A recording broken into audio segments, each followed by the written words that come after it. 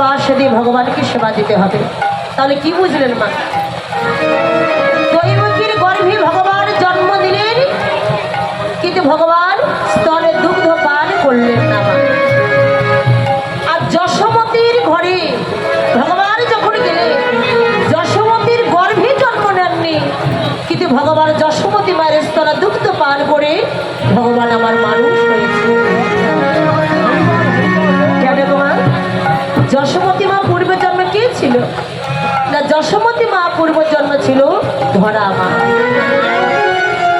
ওই ব্রহ্মা বিষ্ণু মহেশ্বর যখন ধরা মায়ের গৃহে সেবা করতে গেলে, মা যখন কোনো কিছু পান নাই গো মা, ভিক্ষা করে ভগবানকে সেবা দেন, প্রতিদিন সেবা দেন।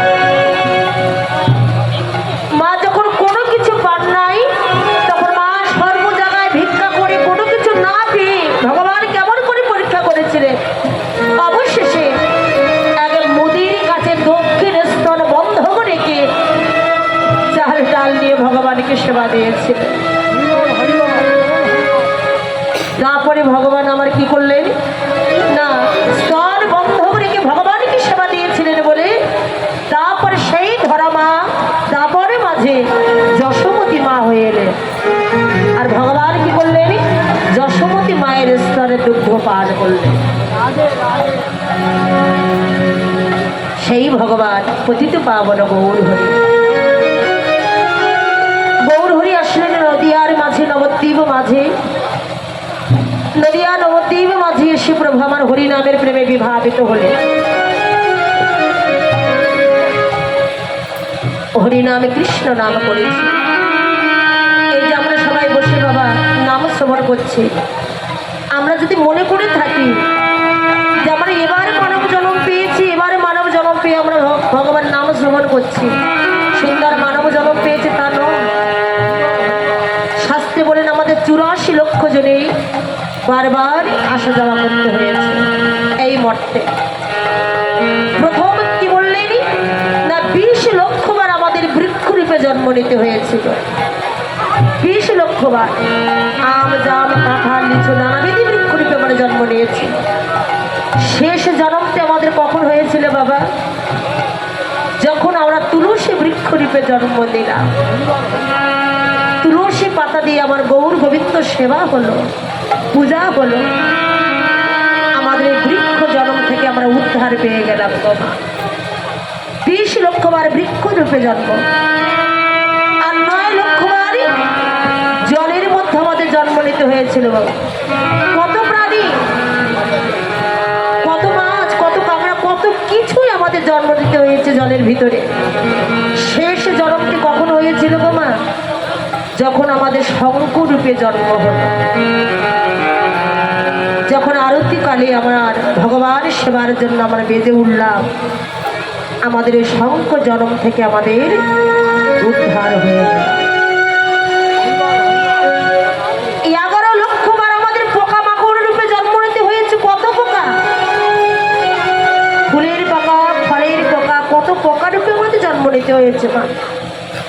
শেষ জন্ম আমাদের কখন হলো বাবা? যখন আমরা বজ্র কীট রূপে জন্ম নিলাম, শালগ্রাম শিলায় যখন আমরা আশ্রয় পেলাম, তখন আমাদের এই পোকা রূপে জন্ম আমাদের উদ্ধার হয়ে গেল। তারপরে 9 লক্ষ বার, 10 লক্ষ বার ডিমের ভিতরে আমাদের জন্ম নিতে হলো। 10 লক্ষ বার ডিমের ভিতরে নানাবিধি পাখি, কত পাখি রূপে আমরা জন্ম নিলাম গো মা। শেষ জন্মটা আমাদের কখন হলো না, আমরা যখন ময়ূর রূপে জন্ম নিলাম। আমাদের ময়ূরের পাখা দিয়ে যখন আমার গৌর গোবিন্দের হাওয়া দেওয়া হলো, ভগবানের সেবায় যখন আমরা লেগে গেলাম, আমাদের এই পক্ষী জন্ম থেকে আমরা সবাই উদ্ধার পেয়ে গেলাম। তারপরে 30 লক্ষ বার পশু রূপে জন্ম নিতে হয়েছে। কত পশু, বাঘ, সিংহ, কত কি রূপে আমাদের জন্ম নিতে হয়েছে। শেষ জন্মটি আমাদের কখন হলো? ধেনু রূপে যখন আমাদের জন্ম হলো, আমাদের দুগ্ধ দিয়ে যখন গোপাল গোবিন্দের সেবা হলো, আমাদের ধেনু রূপে জন্ম আমরা সবাই উদ্ধার হয়ে গেলাম। তারপরে 4 লক্ষ বার মানব জন্ম। তা আমরা যে এমন জন্ম পেয়েছিলাম তা নয় বাবা, এমন জন্ম আমাদের হয়েছে কখনো যে আমাদের ভগবান সব দিয়েছে, কিন্তু বদনও দেন নাই, ভগবানের নাম আমরা বলতে পারি না।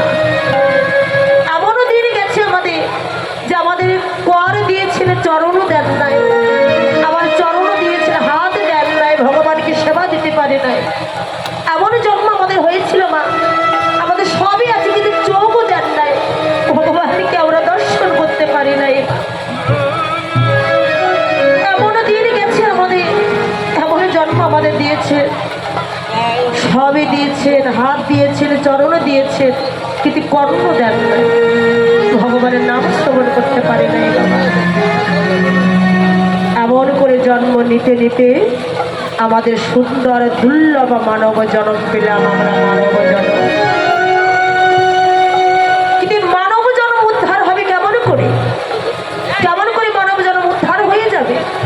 শাস্ত্রে বললেন মানব জন্ম উদ্ধার হবে তখন যদি কেউ সাদের মানব জন্ম পেয়ে, দুর্লভ কাদা সাদার জন্ম পেয়ে যদি কেউ সাধুগুরু বৈষ্ণব হতে পারে, বৈষ্ণব সঙ্গ করতে পারে, সাধু সঙ্গ করতে পারে, যদি কেউ আমার গৌর গোবিন্দ সেবা দিতে পারে, যদি হরিবাসরে গিয়ে বৈষ্ণব চরণ দুটি জড়াইয়ে ধরতে পারে, তবে আমাদের মানব জন্ম উদ্ধার হয়ে যায়।